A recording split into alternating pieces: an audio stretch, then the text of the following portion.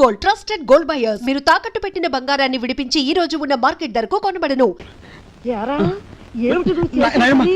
వాళ్ళ నలుగురులోనూ అడిగితే తలా ఒక తన్ను తంతారేమోనని ఇక్కడికి తీసుకొచ్చా. ఆ అమ్మాయి ఎవరు? ఆ అమ్మాయికి నీకు సంబంధం ఏమిటి? నిజంగా ఎలాంటి సంబంధం లేదు.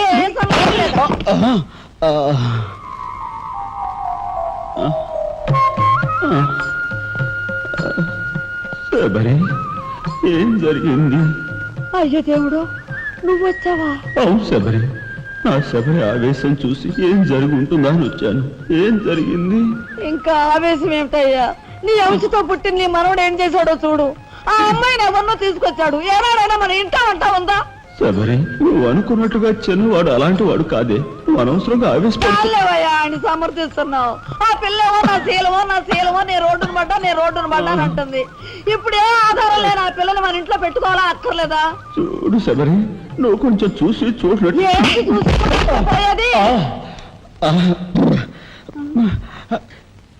నాయనమ్మా, ఏం జరిగింది? దేవుడు, వెళ్ళిపోయావు. ఎవరే? ఎక్కడికి పోయారే? అక్క, దిక్కు ముక్కు లేని ఆడదాన్ని.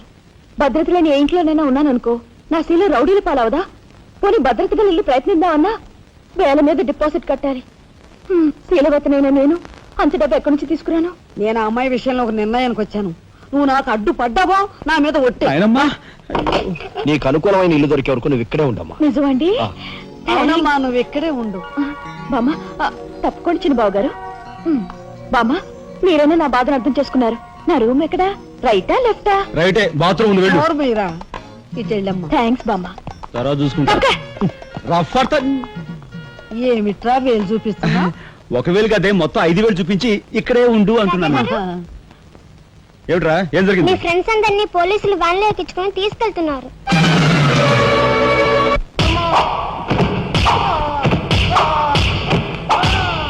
కార్మిక నాయకుడిని చంపింది మీరేనా ఒప్పుకుంటారా లేదా?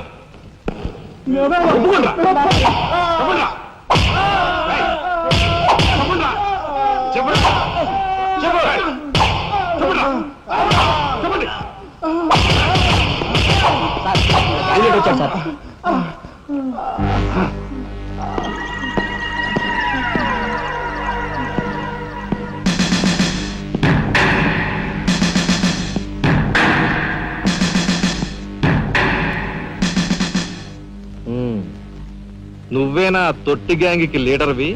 తొట్టి గ్యాంగ్ కాదు, అనుకుంటే ప్రాణాలు తోడే గ్యాంగ్. ప్రాణాలు తోడే గ్యాంగ్. అందుకే ఆ కార్మిక నాయకుడు ప్రాణాలు తోడేశారు. అవునా? ఏమిటి? మర్యాదగా నేరం ఒప్పుకో, లేకపోతే మేమేం చేస్తాం మాకే తెలియదు. మీకే తెలీదా? పాపం ఆయనకే తెలియదంట. ఏమిట్రా వెటకారం? ఉండేలా ఉంది. మర్యాద రాగి అని నోరు పారేసుకున్నావో చెయ్యి చూడు ఎంత రఫ్ గా ఉంది. రఫ్ పాడించేస్తాను.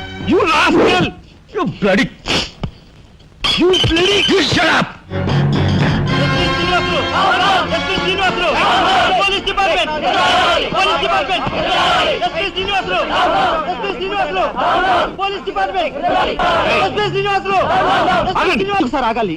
కార్మిక నాయకుడిని చంపింది ఏకాంబరమేనని నేను జర్నలిస్ట్ గా పేపర్ లో రాశాను కూడా. ఆ విషయం ఊరందరికీ తెలుసు. అయినా మీరు ఎందుకు యాక్షన్ తీసుకోండి? ఏమంటావు కబుర్లు చెప్తున్నావు? కబుర్లు కాదు, జనం దగ్గర ఉన్నవి కంకర్రాళ్ళు. ఒక కార్మిక నాయకుడు దారుణంగా హత్య చేయబడితే మీ డిపార్ట్మెంట్ ఏం చేస్తుంది అని ఈ జనం మిమ్మల్ని నిలదీయడానికి వచ్చారు.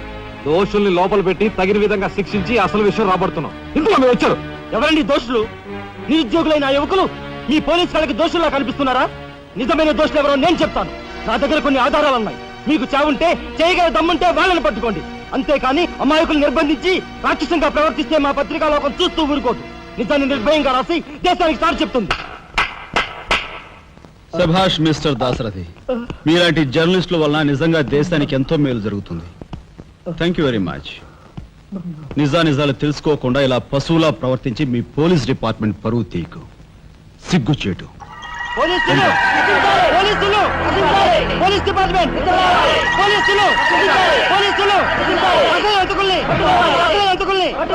లోపల రండి దాశరథి గారు. మీ దగ్గర ఉన్న ఆధారాలతో చట్టానికి సహకరించండి. రండి.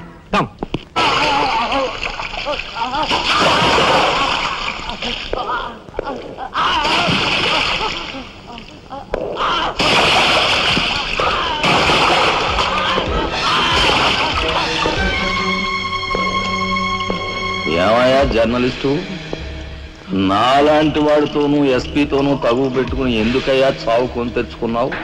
మనిషిని చంపటం ఆటవికం. You are right. అందుకేనయ్యా నువ్వంటే నాకు చాలా ఇష్టం. హ, చచ్చిపోయే ముందు కూడా ఇలా రెచ్చిపోవడం దేశంలో ఎంతమందికి సాధ్యం? తమ్ముడు, వీడు దేశానికి పనికొచ్చే జర్నలిస్ట్లా ఉన్నాడు, వదిలిపెట్టేద్దామా? ఊరుకోనయ్యా, మనల్ని ఎండగట్టి వాడి పేపర్ సర్క్యులేషన్ 3,000 నుంచి 30,000 పెంచుకున్నాడు. చాలా. తమ్ముడు చెప్పింది నిజమే. మమ్మల్ని బజారుకి ఇచ్చి నీ పేరు ప్రతిష్టలు పెంచుకున్నావు. మరి మా పరువు ప్రతిష్టలు కూడా మేము కాపాడుకోవాలి కదా. అయినా మనిషిని చంపేయడం అంటే సరే కానీ.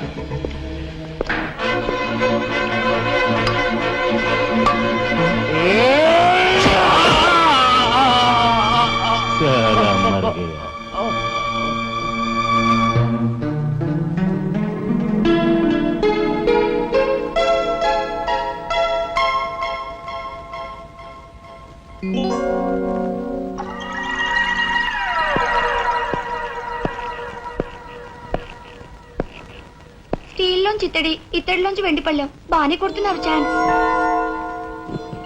బంగారు పళ్ళెం గుద్దే ఛాన్స్ కూడా నాకు వస్తుంది.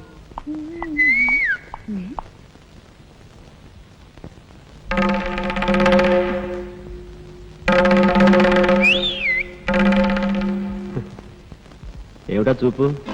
నేను మావాడు ఒకేలా ఉన్నావునా? అదంతేలే. అవును, నీకు మావాడంటే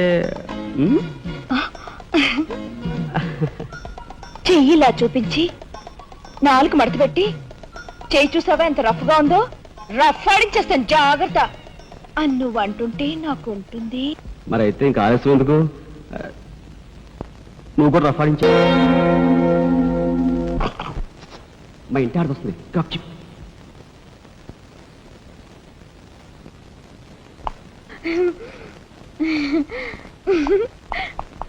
ఇదెక్కడ సవితిపోర్రా దేవుడా! శీలవతి అంట, శీలవతి సింగినాథం జీలకర్రాను. నా మొగుడు ఫోటో చూసే ఇది ఒళ్ళు తెలియకుండా ఇట గెంతుతా ఉంది.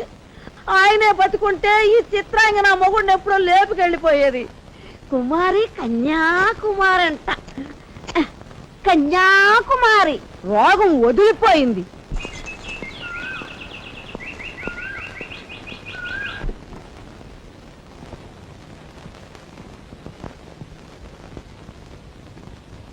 అన్నయ్య,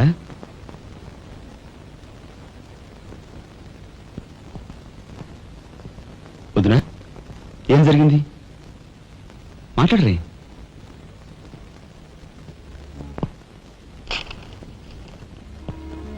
అన్నయ్య, ట్రైన్ ఛార్జీల వరకు డబ్బు నాకు అందింది కనుక ఢిల్లీ బయలుదేరి వెళ్తున్నాను.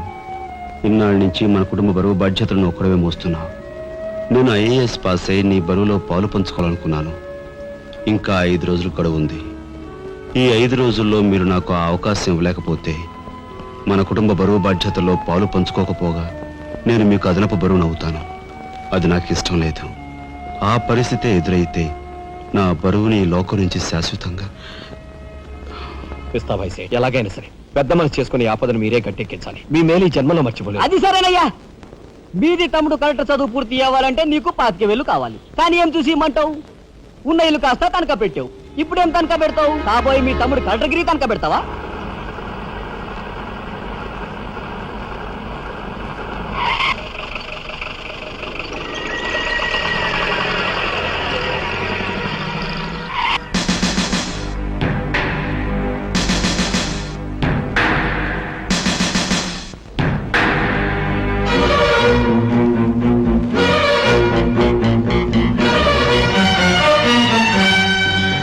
జీపెక్కు.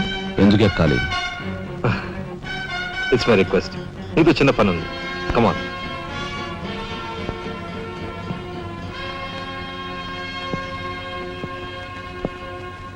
మీరు ఆడుకునే ఈ స్థలానికి నన్ను ఎందుకు రమ్మన్నట్టు? ఈ ఆటకి మన జీవితానికి చాలా దగ్గర సంబంధం ఉంది కాబట్టి.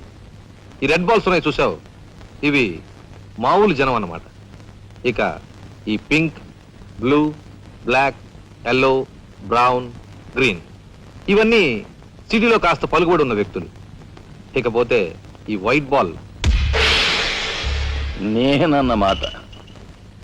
ఇందులో ఏ బాల్నైనా కదిలించే కెపాసిటీ, కావాలనుకున్న కార్నర్లోకి తోసేసే కెపాసిటీ ఈ తెల్ల బంతికి ఉందన్నమాట. అంటే నాకు. దీన్ని తెల్ల బాలు అంటారు, క్యూ బాల్ అంటారు. ఓహో, ఓసారి క్యూ ఇటిస్తారా? దగ్గరగానే ఉందిగా, తీసుకో. నేను అడిగింది ఆ క్యూని. నువ్వట. రా రా యా యా. వచ్చాను. ఏం కావాలి? నేను అడిగింది ఈ క్యూని, నిన్ను కాదు. ఎంతో శక్తివంతమైన ఈ క్యూ బాల్ను సైతం కదిలించే శక్తి ఈ క్యూకుంది.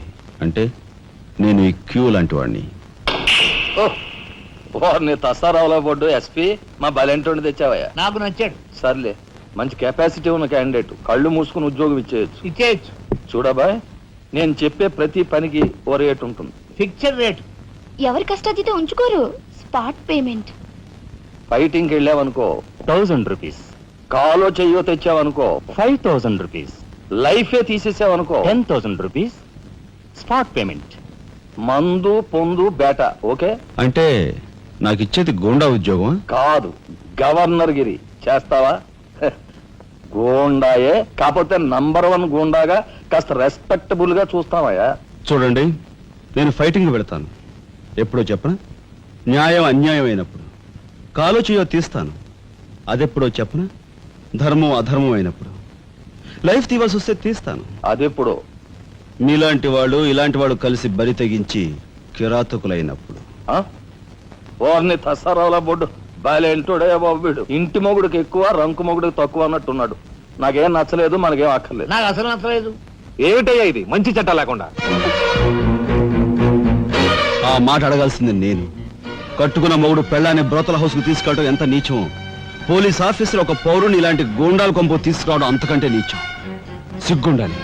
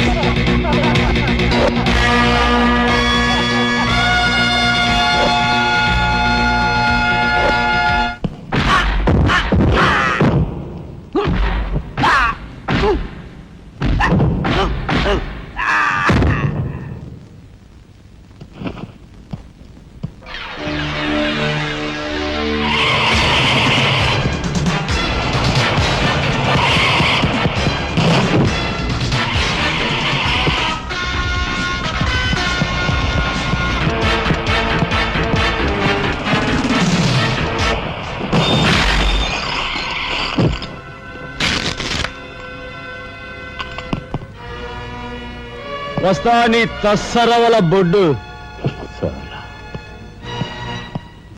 అన్నయ్య, ఇక లాభం లేదు. పండేసేనా? చెయ్యి తెగిందని కత్తి పారేసుకుంటామా కనకాంబరం? వాడి కెపాసిటీ ఏమిటో కళ్ళారా చూశాం గనక వాడిని బ్రతిమాలో బామాలో బెల్లించో నెమ్మదిగా మన అండర్లోకి తెచ్చుకోవాలి, అంతేగాని ఖర్చు పెట్టేయకూడదు. నిజమే. అలాంటి కెపాసిటీ ఉన్నవాడిని ముసలి వాళ్ళైతే పెంచుకోవాలి, పడుచు వాళ్ళైతే ఉంచుకోవాలి. ఓసిని తస్సరవల లడ్డు మరి పెద్ద పెద్ద డైలాగులు చెప్పేస్తున్నావు. ఇంతకీ నీ కెపాసిటీ యాస్ట్రోకి ఎక్కువ, డస్ట్బిన్ కు తక్కువ.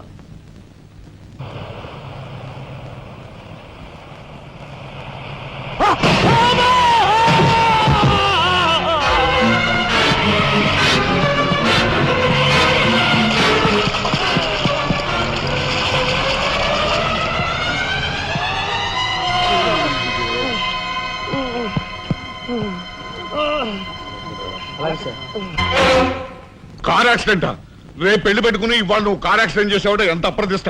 ఈ సంగతి పోలీసులకు తెలిస్తే రేపు నువ్వు కూర్చోవాల్సిన పెళ్లి పీటల మీద కాదు, కటకటాల వెనకాల. నువ్వు వెళ్ళిపోయి డ్రైవర్ వచ్చాడో లేదో. కొండయా